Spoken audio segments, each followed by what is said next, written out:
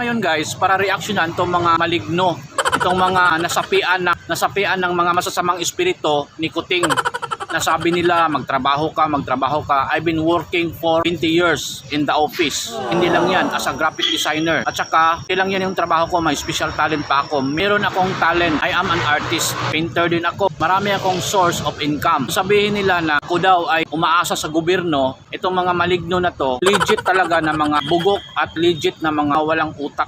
Kaya ganun na lang kababa yung utak nila guys, sa totoo lang. I've been working for 20 years as a graphic designer for a different company. Yan po yung trabaho ko, nakikita ninyo. So, itong mga maligno na nagko-comment na umaasa daw tayo sa gobyerno na wag daw tayong magreklamo merong obligasyon yung gobyerno sa atin kasi tayo yung bumoto sa kanila para magserbisyo sila ng ayos, ng tama. Dahil pera po natin, billion of money ang nandyan sa kamay nila at hindi nila distribute ng tama, hindi nila pinoprovidean yung mga Pilipino. Pinaka-basic lang yung ibaba yung prices dahil yan po ay mandatory.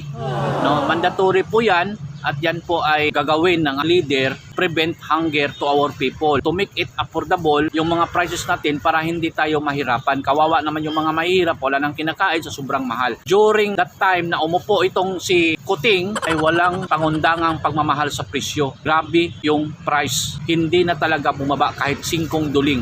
Si Duterte, naalala natin, 1 month pa lang nakakaupo niya, nagbabaan na yung mga presyo. Ganon kagaling ang ating leader na si Duterte. Hindi ako maka-Duterte pero sinabi ko lang yung katotohanan.